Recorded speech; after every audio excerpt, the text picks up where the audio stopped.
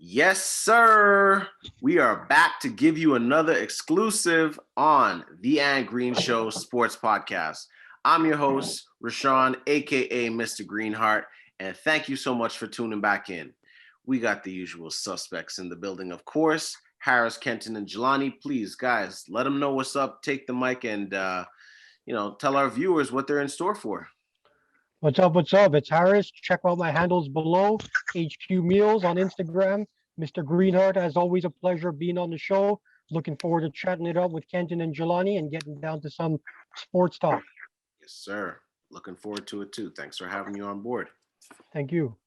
What's up, guys? My name is Jelanie, head coach at Sun Youth Bantam Boys, AAA. I'm looking forward to another great episode on the Ant Green Show. Follow me on social media at Deshaun Thomas on Facebook. Appreciate good stuff, bro. Sun Youth, I'm looking forward to it. What's up? Yeah. What's going on, everybody? This is Kenton Lowe here. As I said, I kind of just joined, as you guys know, I just joined this podcast to basically chop it up with some friends and I do something new. If you guys would like to follow me, you can follow me at DKLow on Twitter. So that's my Twitter feed. You can go give me a follow if you'd like to further discuss some of the debates or if you just want to see what I'm doing. That's it. We got everybody in the building, of course, on the Ant Green Show. And today we're going to be doing a little bit of a 50-50 split. We're going to be diving in on today's episode. We're going to be diving into the NFL free agency and also giving a midterm report for the NBA and where they stand right now. Of course, in a shortened season, so you're not going to get the same level of play as you would have in a full season, but we're still going to give a mid-season report.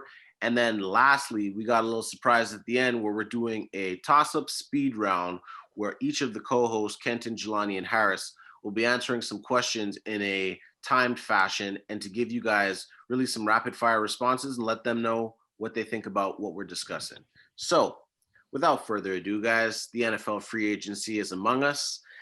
There's been some moves. There's been some teams that have benefited from those moves, and there's also some teams that are kind of stuck in the mud. Harris, I'm not sure where you see the things so far, but what are your thoughts overall right now going into the NFL free agency? So last time we were on this show, we were all having a little laugh because I was hoping that Deshaun Watson might go to Chicago, and we end up with Dalton. Come on. It is what it is. He is, well, yeah. So, I mean, very disappointed in that. Just want to get started with that. So I guess my hopes of getting Watson to the Bears ain't happening. But I think the clear-cut winner in free agency, and I think Kenton and Jelanie will particularly agree, has been the New England Patriots.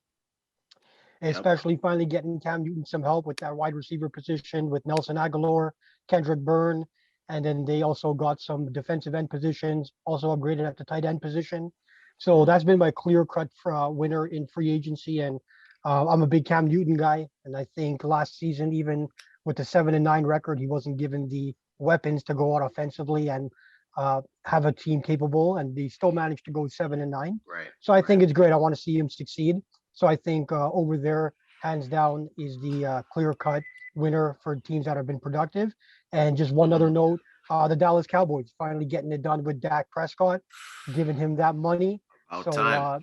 About time. But now, obviously, with a big contract comes big pressure. So, that's my take on the free agency. I know Dallas getting, Prescott signed definitely puts some heat in the NFC East that the Cowboys are going to be the team. I know Jelanie's an Eagles fan. So, I want to see what Jelanie thinks about the Prescott signing and who his winners have been in free agency thus far. Mm-hmm. Well, Harris, actually, I disagree with you with the whole New England Patriots. All right. Well, we're gonna get to the losing part for the winners. My number one choice was the Bucks, retaining both Shaquille Barrett, Levante David. It just shows the Bucks are serious, when it comes to repeating as Super Bowl champions. Yeah. Defense wins championships, right? Yeah. And also the fact, I believe they're also talking to Antonio Brown and Leonard Fournette coming back, and it's good that they brought back Gronk. So the Bucks are still basically going to be the same team. Obviously, in the draft, remains to be seen what they're going to do, just like all the other 31 teams. But I think the Bucks are gonna, in my opinion, no one's gonna stop the Bucks right now. And tagging, I believe Chris Godwin was franchise tagged.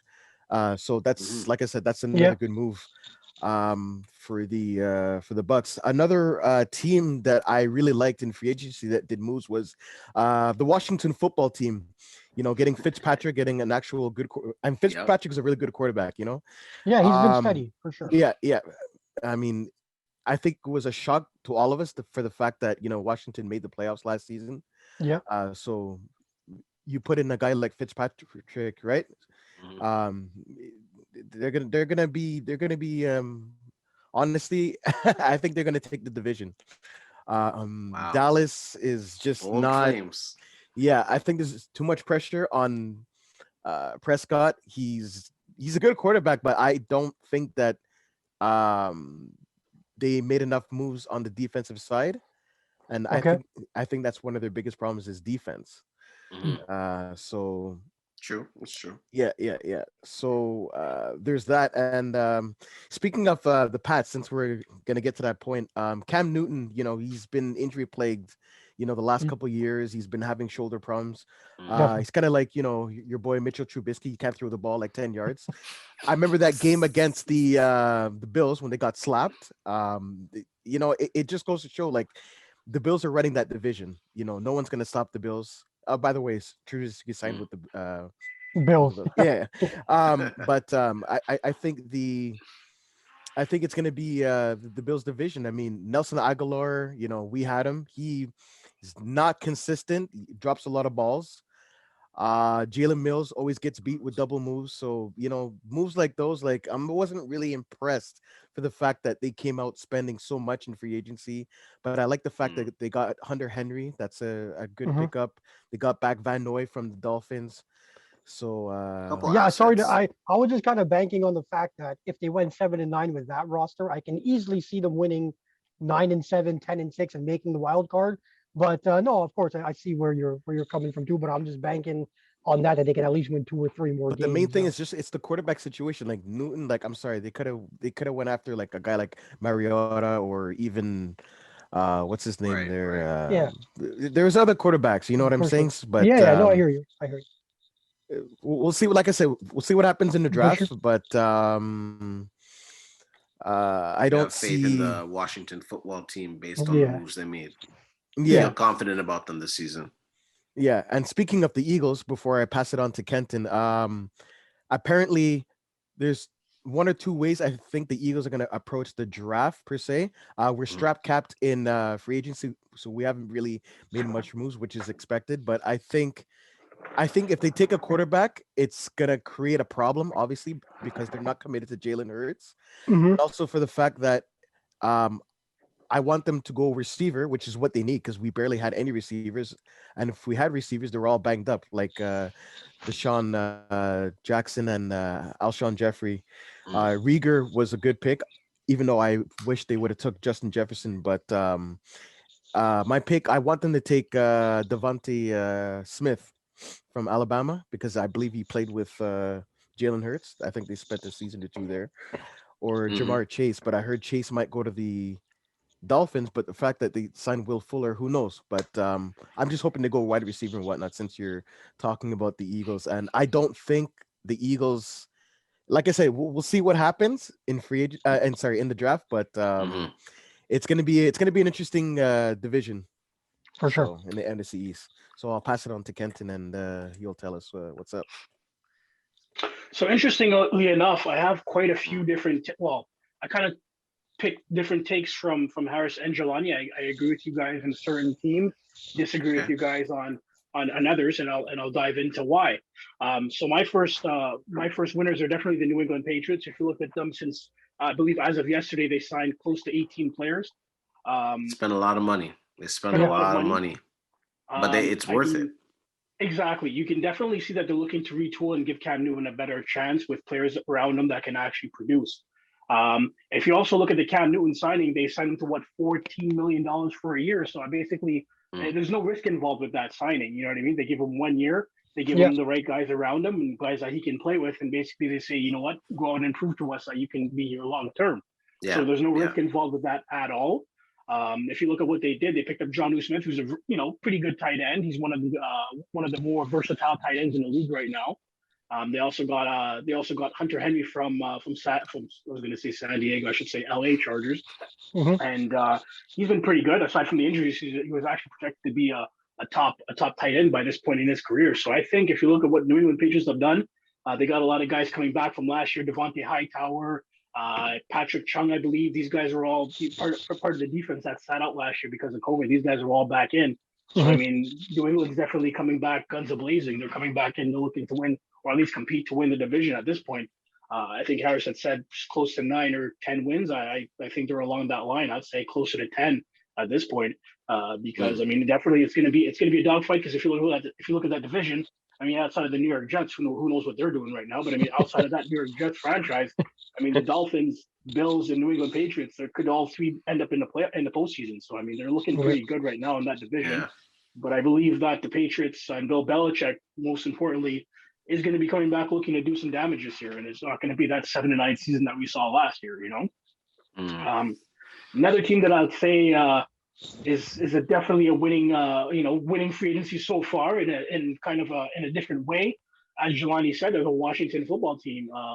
If you look at what they've done, a lot of question marks going into the offseason. They got rid of Dwayne Haskins because he was out, partying in strip clubs after a loss during COVID, when you know what I mean, exposing himself to the virus and whatnot. So I mean, they got rid of him.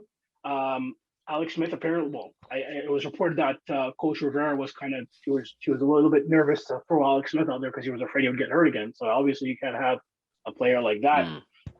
You can't re-sign a player like that long term. So they had to get rid of Alex Smith in that regard. So you bring in a guy like Ryan Fitzpatrick, who really he is a thrower of the ball. He throws the ball downfield. He has that gunslinger mentality. And he's not afraid to go out there and take those big shots. Yeah. Exactly. He's not afraid to go out there and take those chances. And when you got a guy like Terry McLaurin, who's considered one of the best young receivers in the game, and you add another guy like Curtis Samuel, you know what I mean? You're gonna need a quarterback who's gonna get these guys the ball. And I think Ryan Fitzpatrick, if you're looking at a bridge year or a gap year, if you want to stay competitive, he's a guy that can do that for you, especially in the division like the NFC East. Let's be honest. I mean, there's no world beaters in that division. I mean, you're winning the division, winning 6 or 7 games. I mean, it's not that hard to compete in that division. So I definitely like what Washington has done. I mean, most people could have considered them, rebuilding, but I think they've done a good job at staying afloat. Bringing in a guy like Ryan Fitzpatrick. If you look at the defense is ranked top 5 in the league. Young defense, Chase Young on the edge. So they're looking pretty good on the defensive side, but they definitely upgraded on the offense, and that's what I like to see. And I think there'll be a team to be reckoned with this or next coming season. I also like what the Chargers did. They beefed up their offensive line. Picked up they picked up the center from Green Bay there, who was actually ranked top center in the league last year. They picked him up. Corey Linsley, that's his name actually. They picked up Linsley. They also picked up another offensive lineman from the Steelers. So I think they're really gone out and made it a point to, they've seen what they have in Justin Herbert. They see that they have a pretty respectable defense. They got the wide receivers there. They just want to go out and get those guys that can actually keep them in the pocket and keep them upright. And that being said, I think they should be considered winners as well, because I mean, the offensive line is just as important as any other position on the football team. If you look at the importance of what they do, to the table. Yeah, definitely. Quick, on a I guess you can say on the fly. I also say Tampa Bay. They pretty much brought everyone back. They're bringing the bad back together. So I mean, if they won the Super Bowl last year, they can bring the same guys back. Then I think that's a good recipe to try and repeat and win it again. Yeah, for sure. As far as the losers go, I'm going to say pretty much same thing. Same thing for both teams. New Orleans Saints and the Pittsburgh Steelers. The Pittsburgh Steelers have lost way too many guys right now, and they're still very strapped on the cap right now. So they've lost quite a few guys. Bud Dupree, one of their premier defenders, he's gone to Tennessee. New Orleans Saints have lost quite a few guys. They lost their tight end. They lost Emmanuel Sanders. They lost their leading sacks player during this offseason. They also lost who's considered one of the greatest quarterbacks of all time, and Drew Brees. And when you got a guy like Jameis Winston as your last resort, I can't really speak confidently about that team. You know what I mean? Well, it's like what you said about Jameis Winston a couple of episodes back. His own impression of 30 for 30. Well, there you go. You know what I mean? You got a guy throwing 30 touchdowns, 5,000 yards, but also throwing 30 interceptions. So, I mean, I guess in this case, you got to take the good with the bad, but the bad is pretty bad in this sense. Yeah. Yeah, But I mean, those are my two, those are my Was- winners and losers so far. Yeah. We'll see how that changes as the off season goes, but I think right now it's shaping up pretty nicely. I like what I'm seeing so far from the teams that need to make moves. yeah, but Kenton, don't forget that the Saints barely have any cap room, right? So, I mean, Winston, he's good, but I mean, he has more pieces now than he did in when he was in Tampa Bay. So, I'll have to argue that because in Tampa Bay, you had 2,000-yard receivers and Chris Godwin and Mike Evans. Right now, he's got Mike Thomas. Who knows what's left of Mike Thomas? He's coming off a year, well, a relatively down year where he played he's less got a than better 5 coach. games. I like Sean Payton, man. He's got a better coach. I don't know. Bruce Arians has one. Sean Payton has one. What have you done for me lately? Bruce Arians has the most recent win. So I don't know at this point. They're kind Well, of would at you the rather same have level. Andy Dalton or Jameis Winston? I don't know. So it is what it is. As I agree. I hear you. Well, yeah, that's true. That's true. But I mean, I think the Buccaneers are in a better position. Because that is the team you were talking about, right? I think the Buccaneers are in a better position, at least from a coaching standpoint right now, because hey, they're the defending champs. You know. Also, quickly, I just wanted to throw out there more, not so much in terms of free agent activity, but if you look at what the Bears have done, I mean, they're kind of a loser in this sense because it's been reported, or at least it's leaked out now, that they offered like the world to the Seahawks for Russell Wilson. 3 first-round picks. They also included headlines. Khalil Mack, and Hakeem Hicks. So at this point, Oh my God. And the Seahawks rejected it. So at this point, it's like, okay, well, Khalil Mack and Hakeem Hicks are coming back to your team knowing that you tried to trade them and you didn't even get the player that you were going for. So, I mean, I think they're a loser too in the end. And then your best free agent acquisition so far is Andy Dalton. Give me a break here. This guy hasn't been good since, 2015? Yeah. Madden 15. He was definitely throwing bombs. Hey, guys, can I add that I think we're all in agreement here. Another losing team is the Baltimore Ravens. They didn't add a wide receiver, and Damn. they need receivers, right? I mean, so apparently they tried to have to go after Juju Smith, but he decided to opt out and stay with Pittsburgh. But I think Baltimore's another losers, sir. Yeah, no, it's you know, some of the same teams that we're used to seeing. Definitely their heads in the right place. Small market teams, it's hard to attract good talent. You have to have a lot of things that are working well for your team. And in the case like Baltimore, I know everyone is pretty on board with the New England and Washington football team, and of course Tampa Bay. But you know, when you're looking at like small market teams, you know, Chicago. I mean, at this point, they got to just, you know, do what they do best. But the way that they can compete is really just the team has to find that chemistry, and they have to start making that a destination for people to want to go to, because the big market teams are going to continue to get the players that they want. So you have to develop the culture. Interesting to see how it all plays out, but NFL free agency, you know, it's something that we're going to be on top of, something that we're going to be looking into as much as we can. And once the season starts, definitely giving people some insight in terms of how all those moves played out and seeing what teams really capitalized the most. So now we're switching gears, going into the NBA. We're at the midseason mark. Not exactly sure how many games we are in, but I'll get a quick check on that. But regardless, past the All-Star break, half season mark, quickly approaching to the NBA trade deadline. And, you know, right now we have some players that are on the block that could help contenders. There's also some available players that could just find a new team and really just help that team to be competitive and get them into a playoff seeding. You know, and then there's also coaches that are underperforming. And they have, you know, pretty much the roster that they have.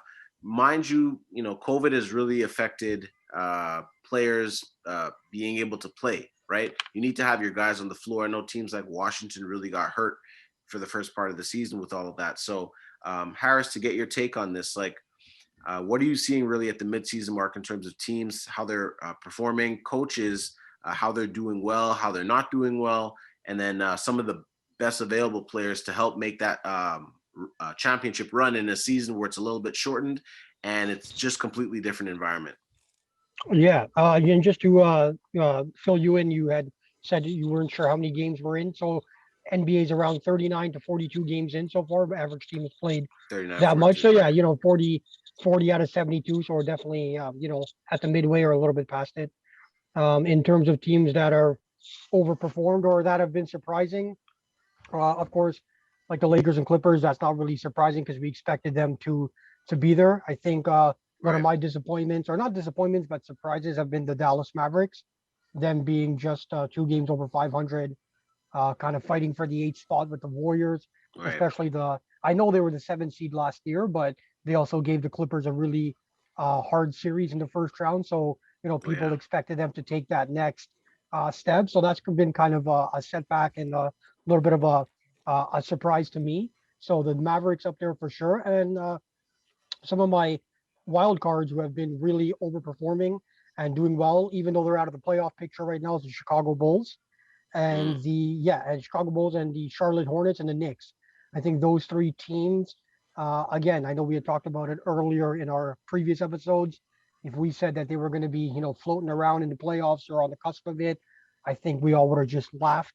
So those teams, the Knicks, the Hornets, especially in the Bulls, have been playing amazing, and especially the Hornets. I mean, you look at what LaMelo Ball's doing, kind of just being Oh, the yeah. rookie, and just and they're winning games against some decent teams, and they're hovering around 500 at the moment. Yep. And in terms of coaches on the hot seat, one of the I think that is boiling right now is in Boston for Jelani's Celtics.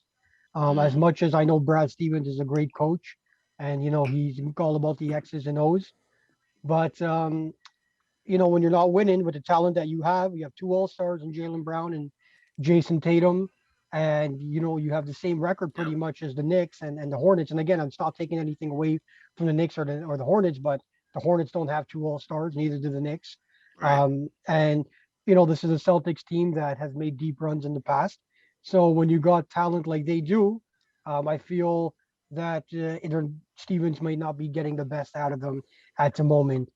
So that's kind of my coach on the hot seat. Do And in you terms of the think, trade, just to sorry, jump in really quick, do you think that Stevens not performing at the standards that Boston usually performs at, do you think that it's enough to get him out, or do you think that he has a bit of leeway, being that he is the type of coach that he is?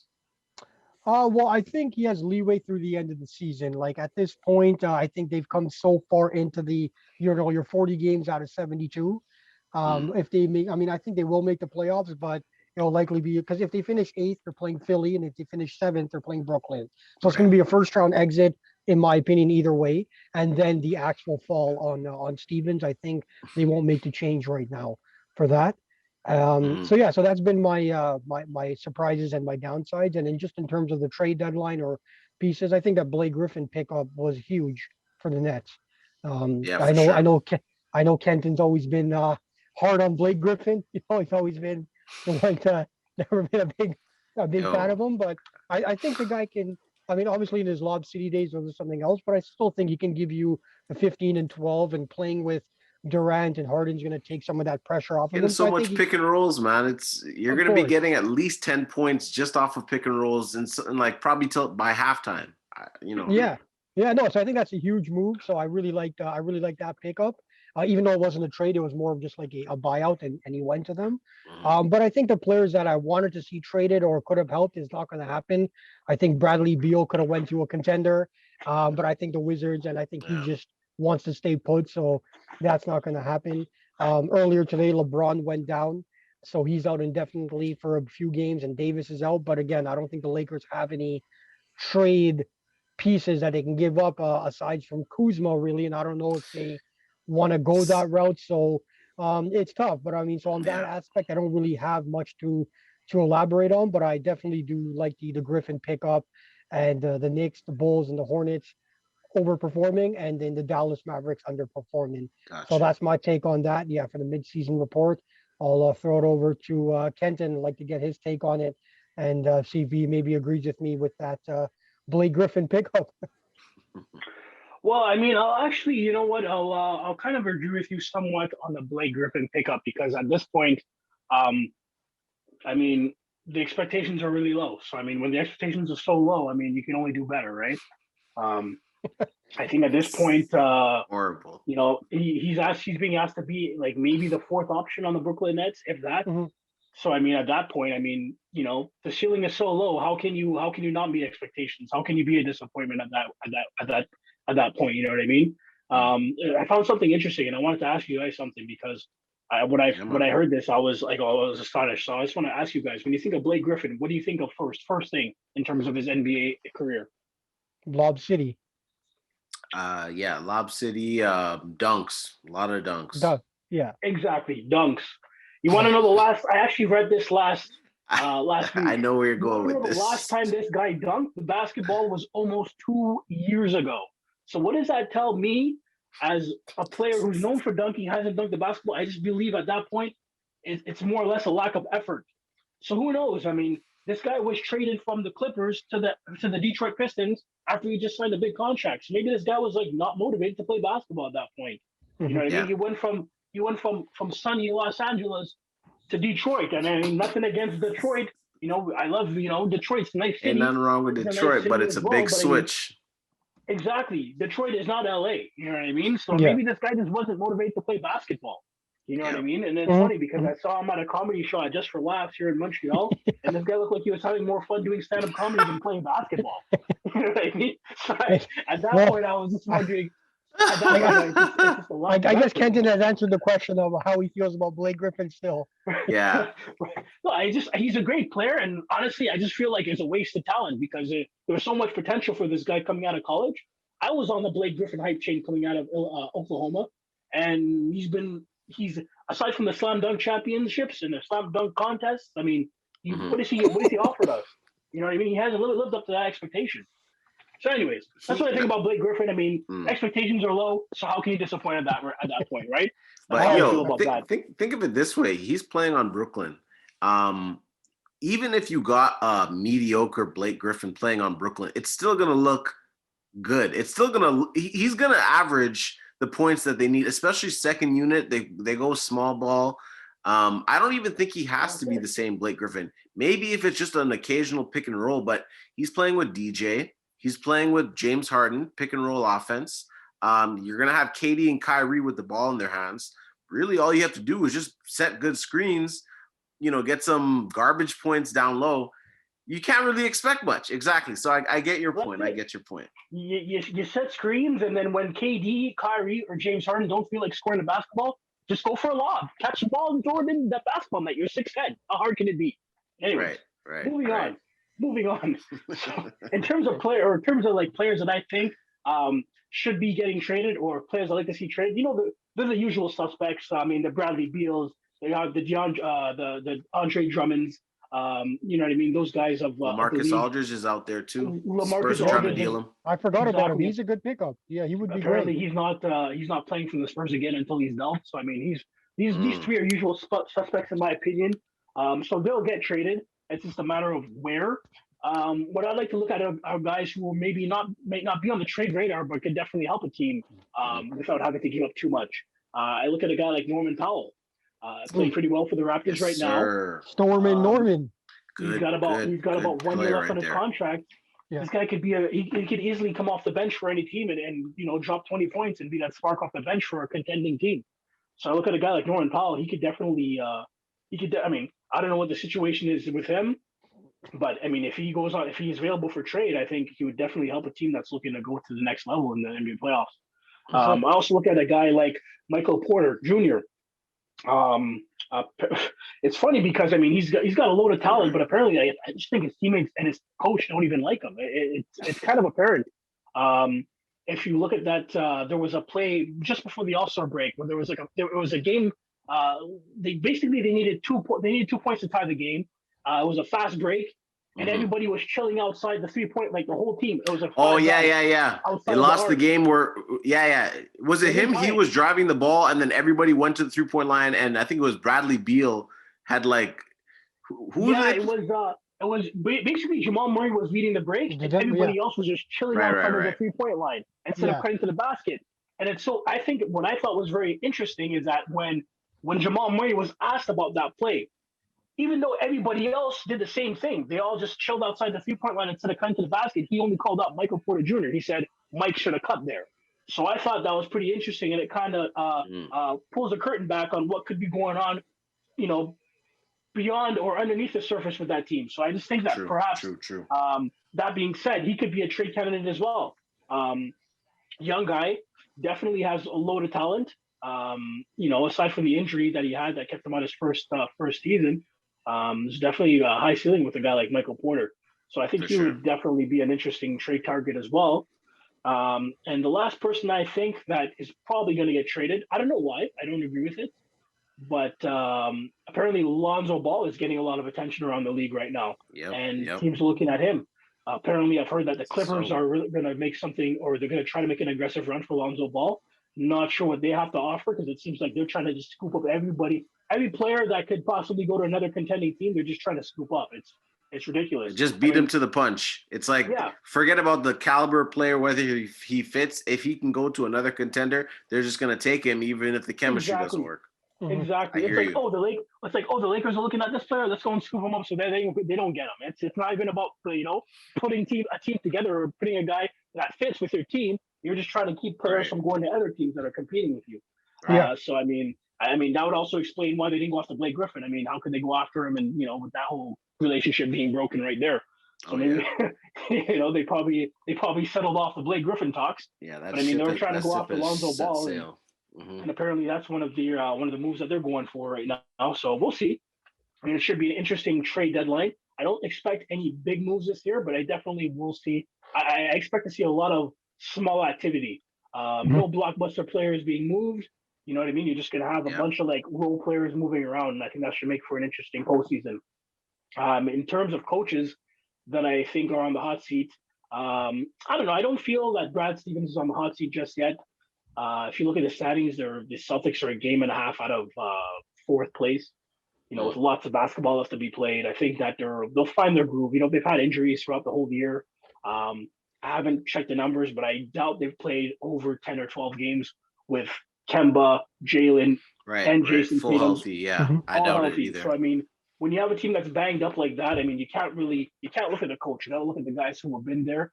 And in my opinion, Brad Stevens has earned the right to have a down or half season, if that's what you want to call it. He was there when Doc Rivers left, and he pretty much built them up since. I mean, he's been through the whole process, through the drafting of Jason Tatum and Jaylen Brown. He's been there to kind of mentor these guys and get them to the level that they're at now. That being said, I don't think it would be fair to him to kind of give him the quick yank, when you're having a down year or even a down half season at this point. Yeah. So I mean, these guys are, they're what, like 2 games away from the NBA Finals last year. So they're on schedule in terms of where they should be right now. They're, the superstars and the players that they drafted to be the future of their team have, progressed as we would have liked to have seen. And I think Brad Stevens has kind of spearheaded that movement in Boston.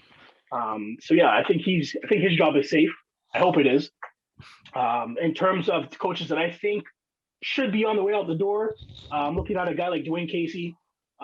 He's been in Detroit for 2-3 years now. I mean, it was a success. He was great coach in Toronto, coach of the year.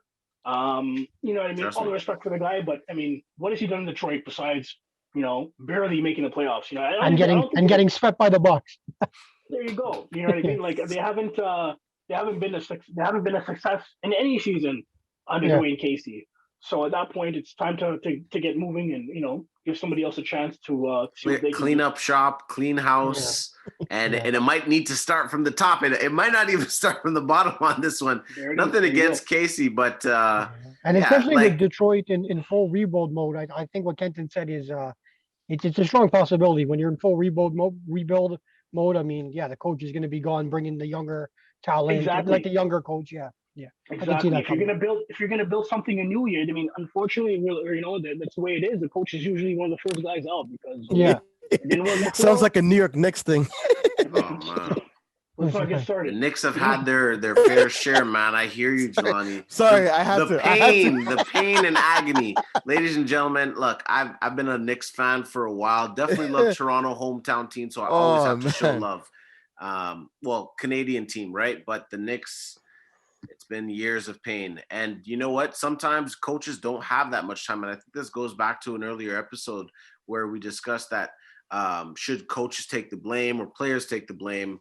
I think if you're given your chance, 2 years, as Kenton mentioned, Dwayne Casey, like, what are you really doing to help build a different culture? Are you actually helping your team to get in like competitive positions where they could, at least see themselves getting maybe a game 7 first round or maybe potentially to the second round. So it all depends. Sorry, Kenton, I don't know if you were finished and you're going to pass it or. No. It's just, Dwayne Casey was one of the coaches I think is probably on his way out. And quickly, I'd just like to say, I'd also like to include on that list Steve Clifford of the Orlando Magic. The Orlando Magic have been a joke since, I don't know, Shaq and Anthony Hardaway were suiting up for them. Steve Clifford, I mean, I had to Google who the coach was for the Orlando Magic to know who this guy was, to be honest with you. Now that being said, the Orlando Magic have been they made the playoffs and they've been eliminated or swept or gentlemen swept like how many years now? So at this point, I think it's time to move on. They need to they need to rebuild that whole team, man. I don't know what it is because, I mean, they seem to rebuild to then rebuild. I feel like they've been rebuilding for the last 25 New York. Since what? Since Tracy McGrady's been there, I think they've been rebuilding every year. They had to be that run with Dwight Howard and Stan Van Gundy, Turco Glue. They had a good run. That was a championship run, man. Yeah, that was a good window. Outside of that, they had a good team until Kobe put his nuts in Dwight's face, and then that was the end of that. You know what I mean? Censor. A 4-1 series or a sweep, whatever. They made it to the finals, and then But I mean, I just feel like the Orlando Magic. So I don't know. Like sometimes they have good pieces, man. They got Vujicic, they got Gordon, they got Kem Birch, they got Fournier. Shout out to Kem Birch, man. Shout out to Kem Birch. But the thing is, they have good pieces. It's just they don't really have one guy. I mean, actually, I heard Aaron Gordon is on the trading block. I don't know how official that is. I don't know whether he'll actually move, but the Magic, they've always been hovering around the same spot. They're never a threat come playoff time. They're batting rounds for the first round for most teams, something has to change. That's it. Something has to change. And usually, like I said, it's the coach. And, I just don't think they're motivated to play for Steve Clifford anymore. So it's time for him to get the boot, unfortunately. And last on my list is Luke Walton. I mean, this whole experiment, he came from the Warriors. As we talked about last episode. They gave him props. They're like, yeah, Luke, you're ready to go. Exactly. As we talked about last episode, you know what I mean? Luke Walton was on the Warriors. People were thinking, he's the next, I don't know, Sean McVay of the NBA or something. You know what I mean? Like the next golden coach.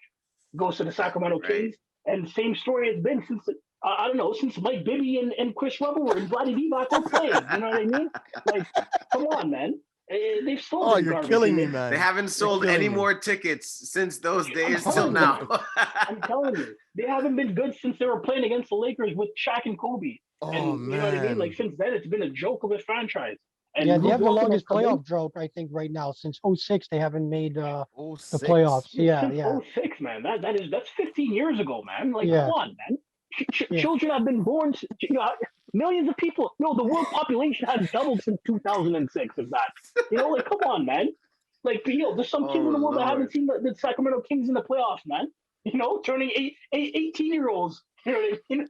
Haven't seen don't remember seeing the Sacramento Kings in the playoffs. But anyways, Luke Walton needs to go. That experiment has failed.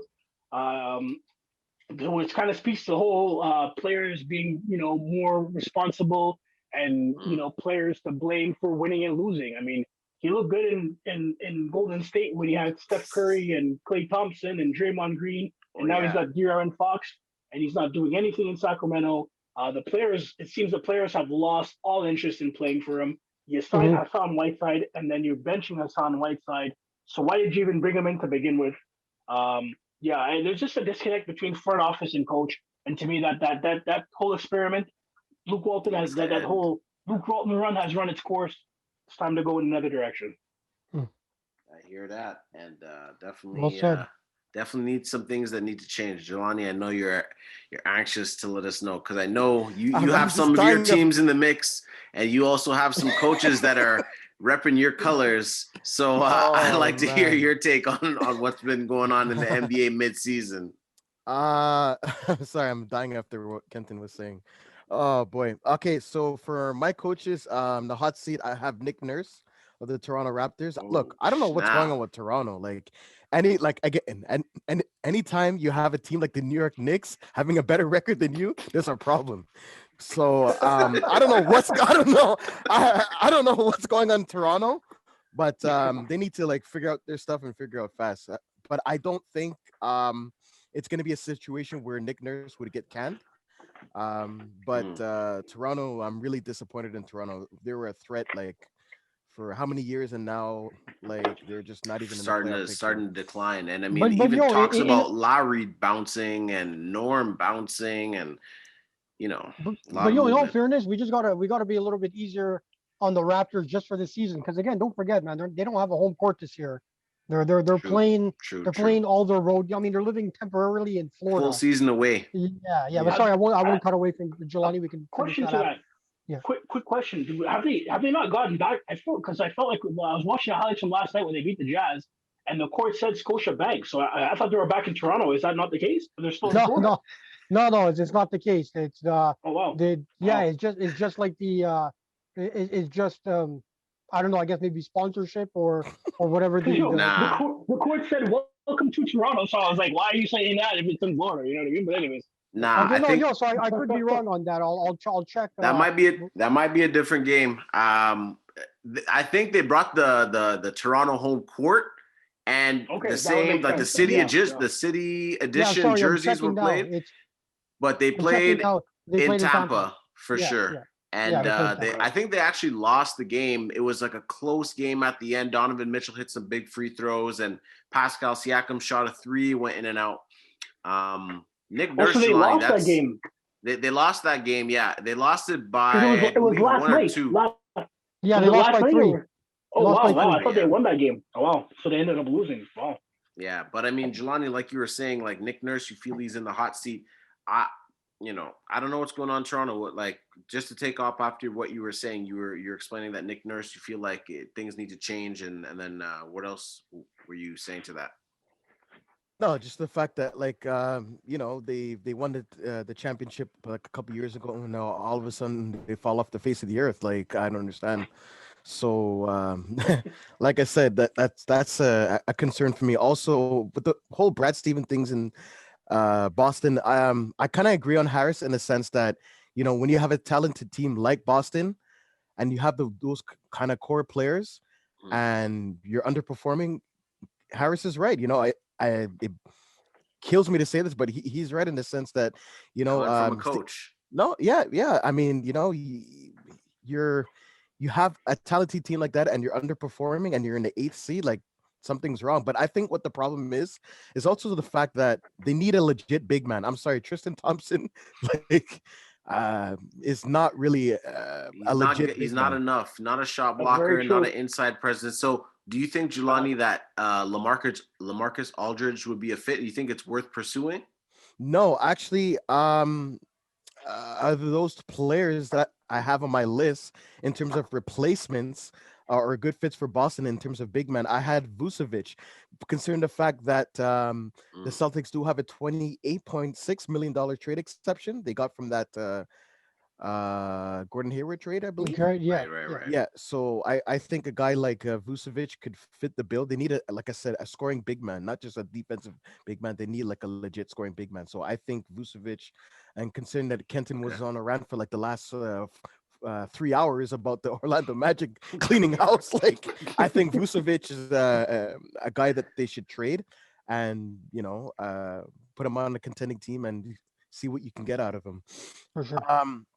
In terms of teams that are overperforming, usual team, the Charlotte Hornets, really surprised, like this season. I love their backcourt. Yeah.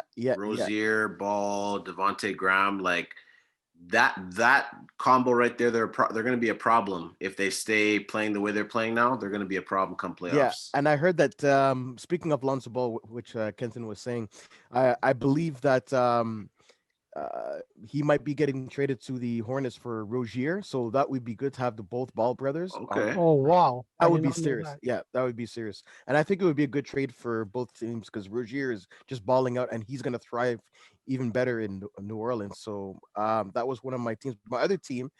Oh boy, the Atlanta Hawks. What did I tell you guys about Lloyd Pierce? Coach is not the problem. Now, the Hawks sitting at 6th in the East, like 8-0 with McMillan under the belt, man. They yeah, haven't lost yeah, yet. yeah. So I'm really surprised with Atlanta with that. And yeah, I mean, overall, I think I want to touch on the whole Blake Griffin thing. Sorry, I'm adding another Yeah, topic it's to all this. good. But since you guys were talking about Blake Griffin, don't you guys find that like with him going to the Nets, don't you find it's either do or die this year for Brooklyn because there's no Oh. excuses. Of course. Yeah. Of course. There's I don't know what you guys 100%. think, but I find like they have to win this year or it's just not going to make any sense with that team that they have. So I don't know. I'll pass it around, but I don't know what you guys think since you guys Go were ahead, like, Kenton.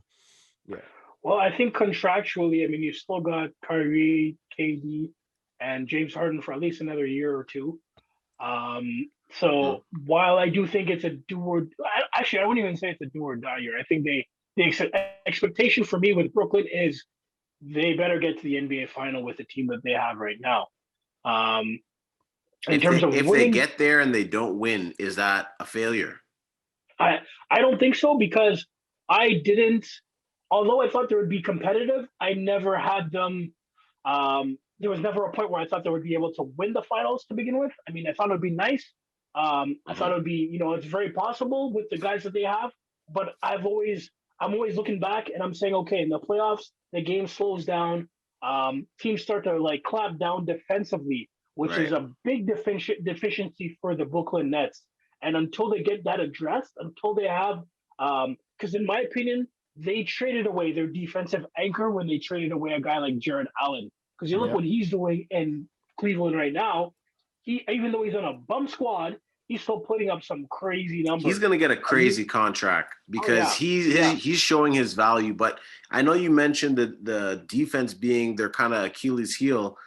When it comes to fourth quarter scoring, though, in the playoffs, though James Harden, KD, and Kyrie, I think they're actually going to be like how the Suns in the playoffs back in the days, they would just try to run up the score. And if you can't score at pace with them, then that's it. They just might not even care about defensive paralysis because, they have DJ and Blake and the Clayton guy. They don't have any inside presence. I think they're just going to try to run up the score, in my opinion. But go ahead, Kenton, go ahead. That's very possible, but at the same time, even with those Suns teams, they only got so far. They never went to the finals. There was always a team that was better defensively that stood in their way, be it the San Antonio Spurs or the LA Lakers, or you know what I mean, one of those defensively sound teams that was able to take them out. Now the difference between what Brooklyn has now and those Phoenix Suns teams led by Steve Nash, Mike D'Antoni, kind of what we're seeing now, is that Brooklyn offensively is way better than any of those Suns teams that we saw under the Steve Nash D'Antoni system. So I mean, that would be the only thing that to me would keep them afloat in terms of saying, hey, they could possibly get away with it this time around because they got so much scoring power and so much firepower and guys that can put the ball in the hoop almost at will that they can get away with it. But it still remains to be seen. It hasn't been done yet. At some point, if you look back, at every NBA Finals, there's never been a team that could not play defense that has won. At some point, teams had to start playing some sort of defense. Even the Golden State Warriors, who were pretty much known for their shooting, they were still sound defensively. Klay Thompson, Draymond Green, they still had those defensive, they still had a center that was, defensively pretty good. Andrew Bogut was a pretty good defensive center. So if you look at all those teams that they that have in the past that have won NBA championships, they've all had some sort of defense. and Brooklyn has 0 at the moment. So it should be interesting to see how they do in the NBA playoffs. I'm looking forward to it, definitely. Yeah. Yeah. And just to touch base, I won't take too long on the topic, but Mhm. to answer to answer your question, is it all for the Nets? I mean, listen, combined with the 4 stars that they have, 33 All-Star selections, 5 gold medals, 3 three, titles. yeah, No 33, excuse. 3, yeah. You No got to get it excuse. done. You got to get it done. But exactly when I was trying to, interrupted Kenton, was going to say exactly that. No defense, and alluding to your Phoenix Suns days. I mean, what happened to the Suns? Their kryptonite was Greg Popovich. Okay, that offense stalled when they played the Spurs. And then even if you look a few years ago, I think it was 2017, the Rockets had that scorching hot offense with James Harden. What Yeah. happens? They play the Spurs in the second round, and Popovich knows how to knows how to beat D'Antoni. And ultimately, these high octane offenses, when playoff ball begins, the game slows down completely, and you get exposed. So I think Well, with you lose defense with the Nets. So yeah, you're going to see them scoring 125 points a game. But when you play a that's it. defensive sounded team, they're going to go scoreless for 5-6 minutes, and then they're going to clamp down and win. So I think the Nets got to get it done. It is do or die, but it's a lot of pressure because that offense just hasn't, at least yet in the That history of the offense is NBA, has not. proven. That offense is proven. They may not be run and gun Phoenix Suns, but Kyrie's balling out. James Harden For is sure. getting the team involved, and KD is just a threat any given night. Jelani, Yeah. what's your take? You have something to say? Yeah, just something that we said, and I believe in the not last episode or the episode before about, pressure on coaches. Like, this is what I'm saying. Like, with a team like Brooklyn, like when you have a roster like that, like there's no excuse. Like, Right. what excuse can you give at the end of the day if your team does not win? When you have a talented team like that, like, I don't know. You couldn't There's get no them way. all on the same page is pretty much what they would look at, because they're going to say you have all the pieces. Yeah. And as a matter of fact, I heard they're trying to pursue Drummond. Yeah, and So Kevin that would Love. be crazy. Yeah.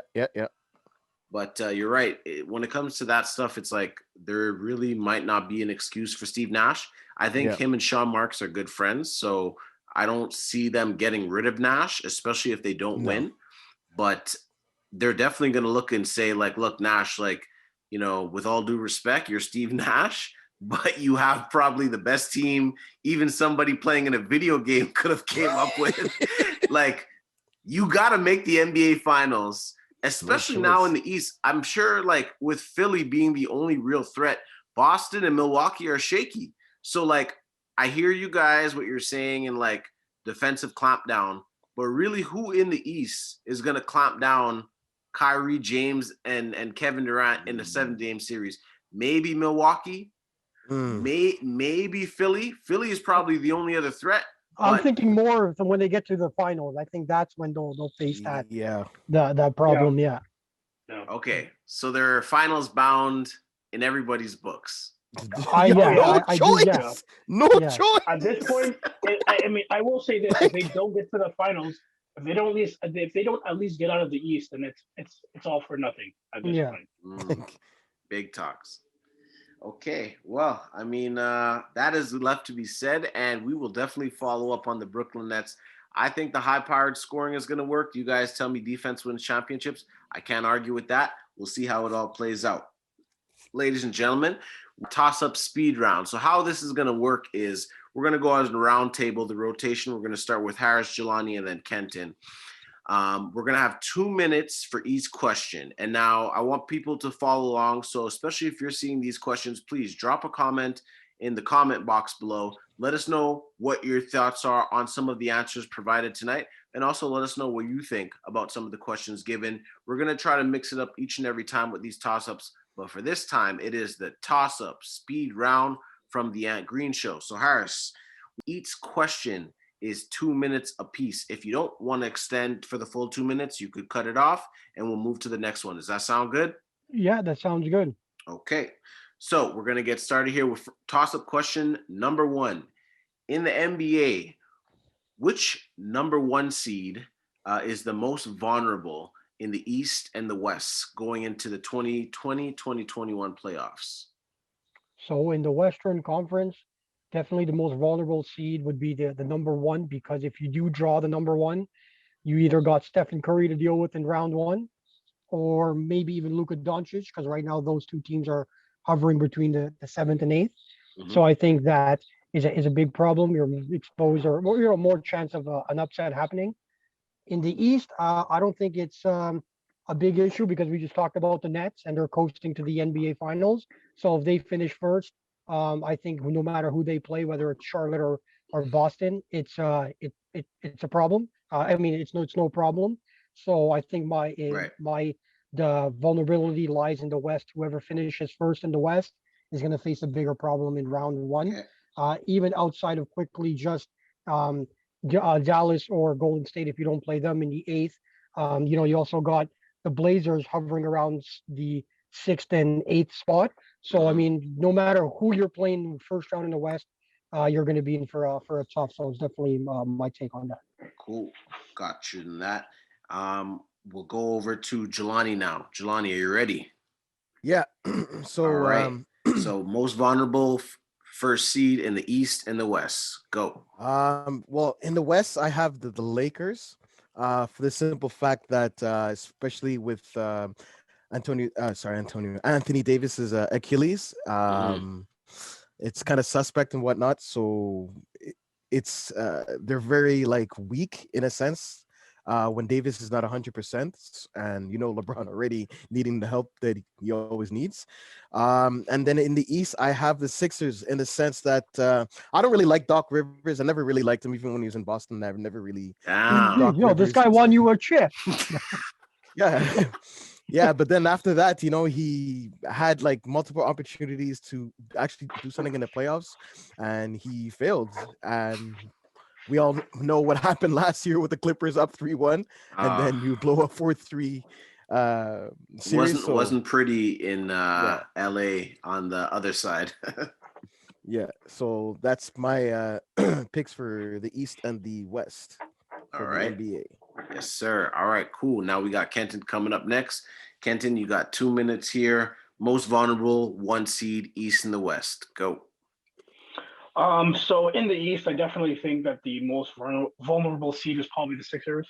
Um, the only reason I think they're vulnerable is because, I mean, we don't know who's going to be available come playoff time. I mean, it seems like every so often, if it's Mhm. not Ben Simmons that's out, it's Joel Embiid. If it's not Joel Embiid, it's somebody else. So I mean, if we can get a full healthy 76ers team, I think they'll Hmm. be okay to, to at least get to the Eastern Conference final.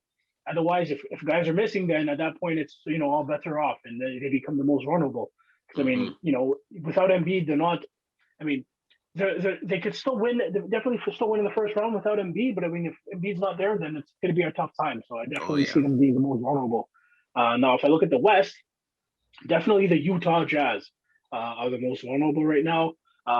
As Harris said, they're either going to draw a team like the Mavericks or the Golden State Warriors.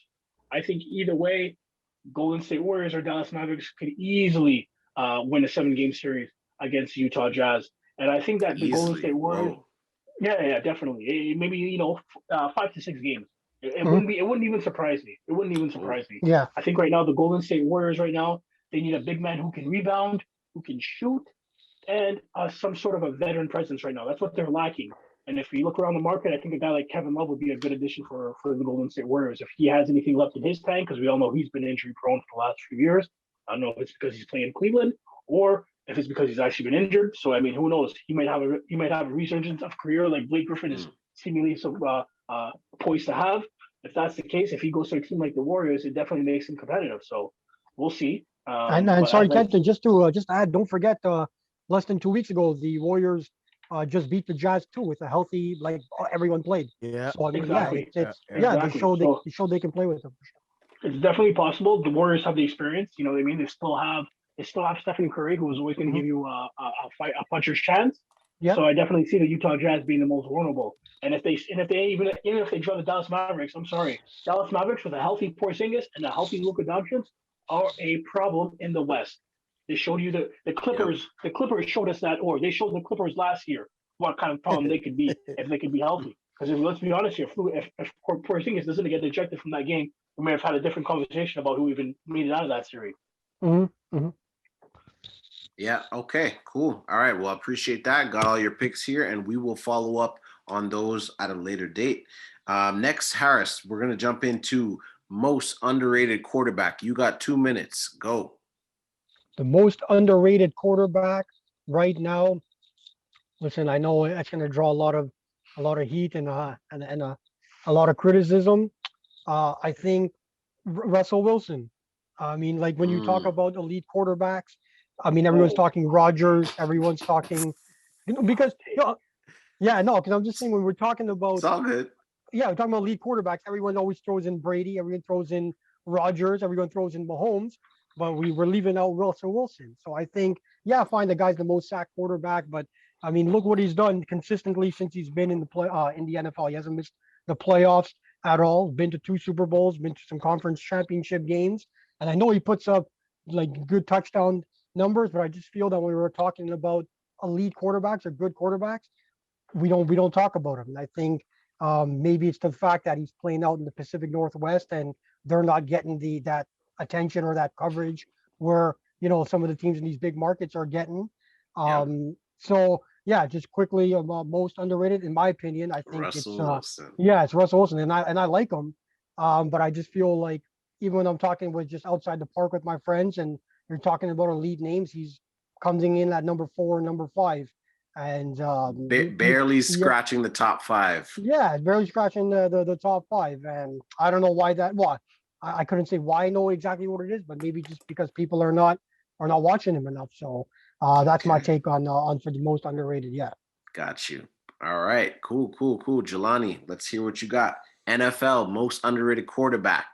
Go. For me, actually, you guys are gonna really laugh at me at this one. I had Teddy Bridgewater. Okay. Teddy Bridgewater. Yeah, for a guy that almost threw for like almost 5,000 yards last season, close to 20 touchdowns, less than 15 picks. Anytime you come off a serious injury, I think it was an ACL he had or whatnot. He came back. Mobility is always going to be affected. Yeah. Yeah, he came back strong. He's in a good spot in Carolina, and I know Carolina's not one of the top most talented teams, but when you got a guy like Teddy Bridgewater under center, putting up those kind of numbers, nobody really talks about that, right? We always talk about like Harris would say, like the Russell Wilsons and the Aaron Rodgers and whatnot, but they forget about like other quarterbacks that are on not so good teams putting up like solid numbers. So Teddy Bridgewater is my guy. All right, awesome. Teddy Bridge. We're gonna keep an eye out on him, so see how he performs. Kenton, we got you next up. NFL most underrated quarterback. Shoot. All right, so quickly, I had a little bit of fun with this one. So I have 2. I have most underrated quarterback in the NFL of all time, and I have most underrated quarterback in the NFL currently. Sure, man. So currently, I feel the most underrated quarterback is Derek Carr. If you look at the numbers he's put up, he's always been, in the top 10 in touchdowns, passing yards, completion percentage. But if you look at the guys he's played with, outside of Amari Cooper, I mean, his best receiver has been his tight end Darren Waller for the last 3-4 years. So if you look at the players he's had to play with, the receivers he's had around him, he's been putting up numbers with let's call a spade a spade. He's been putting up numbers with guys who are not elite NFL wide receivers. You were supposed to get Antonio Brown 2 years ago. We all know how that went. Didn't play a snap with him in the regular season. So I think that outside of the outside of the players that he has, or outside of Darren Waller, and Amari Cooper, he's been putting up numbers with players who are nothing to really write home about. So and definitely he's got Carr, 3 straight 4,000 plus yards season 2. Well, there you go. Playing with let's be honest, scrubs. So your best receiver is a tight end. That's all you got. And it's not Travis Kelce. That's all I got to say about that. Yeah. Anyways, moving on to the most underrated quarterback of all time, I'd have to say Drew Bledsoe. This guy was drafted by the New England Patriots. Had the second, actually led the league in passing his second year in the league. And if it wasn't for a fateful injury, that brought in, that led to the rise and the stardom of, the greatest quarterback of all time. Who knows? Who knows where Drew Brees' career might have led him? But those are my two underrated quarterbacks of all time and in the current NFL. All right. Awesome. Drew and Derek. Cool. All right. We got two more questions coming up here, Harris. We're going to jump back into the NBA. We're going to let you lead off on this one. In the NBA, what has been, in your opinion, the biggest bust for a number one draft pick? Yeah, for sure. I'm not going to say Sam Bowie only because I wasn't born when he was drafted, so I can't go back and say, I know who he was. Yeah. But I know a lot of people might say that. But I think for me, the clear-cut number one is Kwame Brown for the Wizards. And I only say that, I mean, there was so much hype around him in high school, and also just leading up to it, the previous 2 years, Michael Jordan had played in Washington, and then he got into a role as ownership. So it being his first selection from a management role, there was a lot of hype, and people said, okay, like MJ's got the one. He's, he can see the talent and coming in from what he did in high school, and then obviously transition to the NBA for anyone who watched Kwame Brown with the Lakers, especially with those Smush Parker years. And this guy just had small hands and he couldn't catch the basketball. And he just didn't live up to it. Again, I don't have the stats in front of me, but I know first year was like 5 points. And first year fine, you kind of let it go and you think maybe the second year he can get it going. Bounce back. And in second year I think he increased it by 2 points. So he was never really a double digit scorer guy. I think he had double digits once in his career with Washington early, but he just never lived up to it. So in my opinion, Kwame Brown takes the cake for the number one bust pick of all time. Sorry, Kwame, we had to give that one to you, but hey, I'm sure you're living happy somewhere else. All good. Jelanie, he made his millions, man. You made your money. You got in, you got out, man. It's probably the best job anybody could have asked for. Is just number one pick. You got that tag on you. You got a little bit of an expectation to follow suit. Jelanie, I'd like to hear your take on this, man. NBA biggest number one draft pick bust. I kind of agree with Harris in a sense, Kwame Brown. But I had Greg Oden on my list. Injuries, plagued his whole career. Did attempt to make a comeback per se. So I was happy to see that, but like you said, couldn't stay healthy. So that was just unfortunate for that guy. Yeah, what happened to him? Yeah. I mean, he could. Sure.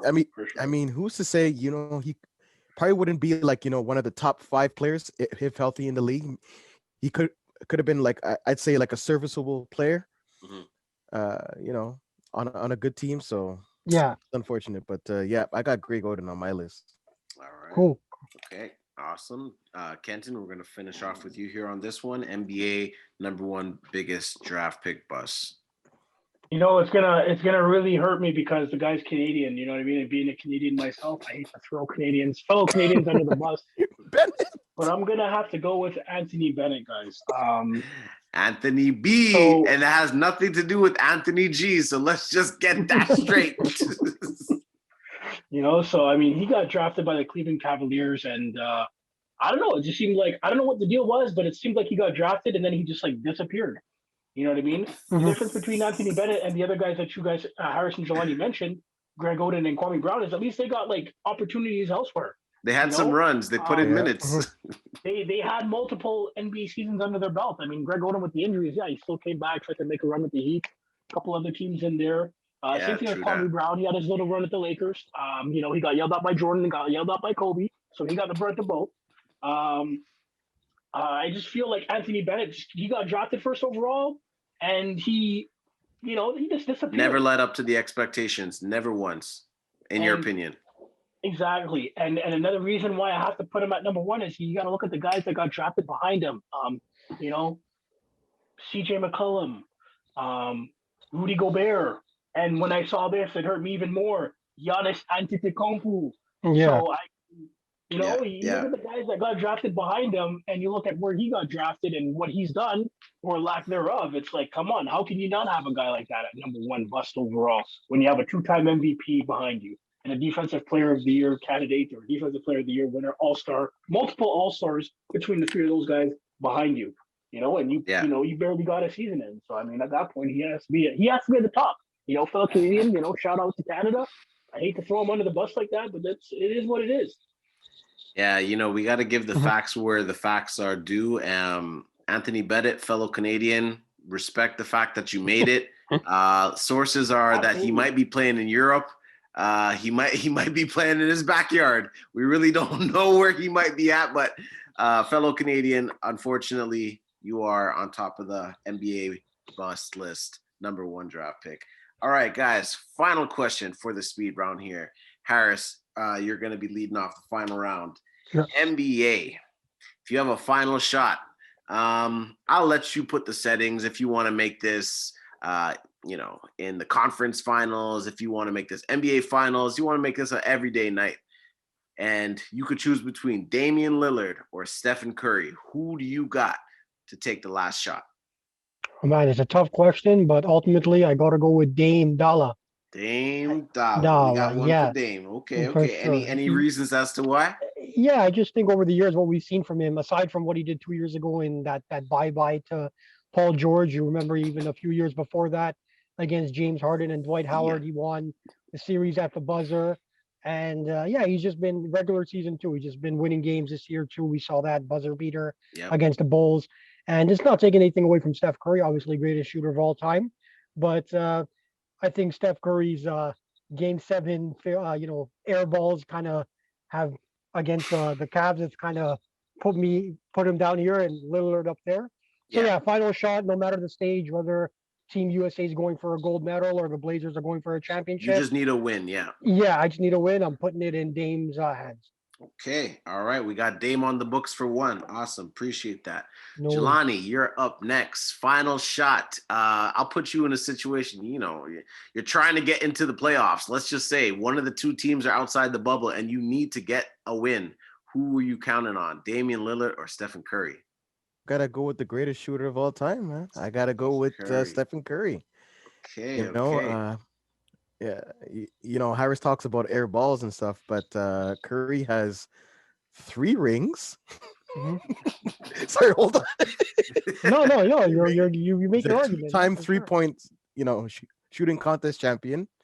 And what has Damian Lillard done lately? Since we're talking about last shot, sorry, I don't want to make it personal, but what have you done for me lately? It's what has that kind of done league other than wearing that big fat 0 on the back of his jersey? What has he done? All right, no, fair enough. Just saying, you talk about air balls. Listen, Curry could have a bad season. Doesn't matter. At the end of the day, 1, 2, 3 rings. All right. Fair enough. Can't knock the rings. Can't knock the rings. Good point. All right. Awesome. Kenton, we got you to finish off here. I like the Curry jersey you got in the back there, but you might have a difference of opinion when it comes to this because this is to win the game. Jerseys are nice, but winning is better. Who do you got, Stephen Curry or Dame Dollar? Now I'm going to keep it 100 with you guys. If it's for 47 minutes and 50 seconds, Stephen Curry, 10 out of 10 times. But if I need a bucket to win the game, to win the game, game's on the line, 5 seconds left, and I need a bucket to win, it's Dame Dollar. It's that time, Dame Dollar. Now I gotta go with my guy Dame. You look at what he's done. Clutchness. You're giving him higher clutchness over Curry. It's the clutch. If I need to win a game, if I need a shot to save my life, I'm going to Dame Dollar. If I need a game to win my life, Stephen Curry, no question. But if I need a shot to win my life, it's going to Dame Dollar. Give Dame Dollar the rock, and he'll take us home. Listen to this disrespect, man. How you disrespect the greatest shooter of all? No, it's not disrespect, man. No, I'm bugging you guys. I'm bugging. I know. Like I said, if I'm going for a whole game, 100% Stephen Curry. For sure. 10 out of 10, I'm taking Stephen Curry. But if I need a shot to save me, it's going to Dame Dollar, man. Yeah, we've seen it so many times. Dame Dollar. George got it. Yeah. Who else got it? A few guys got it, man. Uh, by the OKC. He did it a couple. Houston. He's done it a few times, but I keep He forgetting. sent But yeah, Houston he's home done on Game 7. Houston home Game 7. He does it in the regular season. I mean, I don't know what the stats are, but if you look at like game-winning shots or at least clutch shots, Dame Doll is way ahead of Stephen Curry in that category. Yeah, I mean, yeah, it's yeah. not even close. Yeah, Dame Dollar. He's gotta start doing something in the playoffs. It's time, man. It's time to do something. Show me But yo, something don't here. yo, this Like guy's I been said, like yeah, I this guy's been said, to 2 conference It's finals, time. man. This guy's made It's playoff runs. time. like I said, Rick I'm is not sit back. talking. Hey, I I'm got not 3 talking rings. about a series. I'm not No, I talking know. about the I'm just bugging you guys. You told me already. One Come on, shot. you went on the rant for like saved me. 40 minutes about the Orlando Magic. Come on, man. I was sitting No, there on I the know. bench. I was sitting on the bench I waiting agree to with you. talk. This guy's having like a full hour conversation. Like, come on, I man. agree with you. I agree with you 100%. Stephen Curry to win. If it's gonna be a full game, it's Stephen Curry. But if it's the same one shot, I gotta give it to Dame, man, because Dame will show me more in those situations. And he can't lie and say it's not the truth. Hey, Yeah. hey, that's what we're here to give you, folks. We're here to give you unpopular, unbiased opinions. Sometimes it goes the way that you expect. Sometimes it doesn't. Each player has their own unique traits. If you were to ask me, I don't want to sway in terms of where the direction has been going, but I probably would give it to Dame. I think in terms of clutch factor, it's there. Yes, Curry has the rings. Curry has also had a better supporting cast. Dame has always had to shoulder the load. Two-time 3-point contest champion. So. Hey, ain't nobody knocking a 3-point champion. But we're talking about clutchness in a game. 3-point contests, everybody's got their popcorn. There ain't no referees. It's just you in the basket. Dame Dollar will hit that from wherever it takes. But you know what? I think they both have range. And cool fun fact, Jelanie, in the All-Star game to win out the game, Steph Curry tried to hit a deep 3 and missed. And then in the next possession, Dame Dollar hit that 3 and closed out the game. And LeBron was just like, hey, man, I got the best shooters that I want. And No Dame comment got the about that job one. done. No comment about that one. Listen, you, like man. I said, I'm 3 rings at the end of the day. I don't care. But I this could go man, 0 for, this guy's 0 for pulling 40. up at half court if you want it. Half court. I hear you. So you know what? Like I said, folks, I want to hear what you guys think. We're going to recap all the questions in the description. So make sure to comment below. Let us know who you think. Do you agree with Jelanie? Do you think that Curry would have got it done? Or is it about time that Dame wins some playoff series? Dame's been rocking that 0.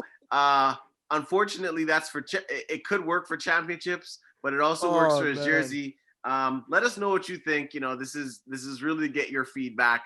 But we will come again in the next episode with some trivia type questions and some more speed round type questions to get our co-hosts here, Kenton, Jelanie, and Harris, to give us some of their best responses, their best takes in terms of what they think in terms of either NBA, NFL, or any sport in particular. But as it stands right now, that wraps up another installment of the Ant Green Show Sports Podcast. Thanks, everybody, so much for tuning in. Please make sure to follow all the co-hosts. They have all their social handles right at the bottom of their screens. If you haven't done it already, please follow the Ant Green Show on all social media platforms and subscribe to the YouTube channel where we got the best sports intake. And we're going to try to mix it up every time. So again, thank you so much for tuning in, guys. Stay blessed, stay safe. Peace for now.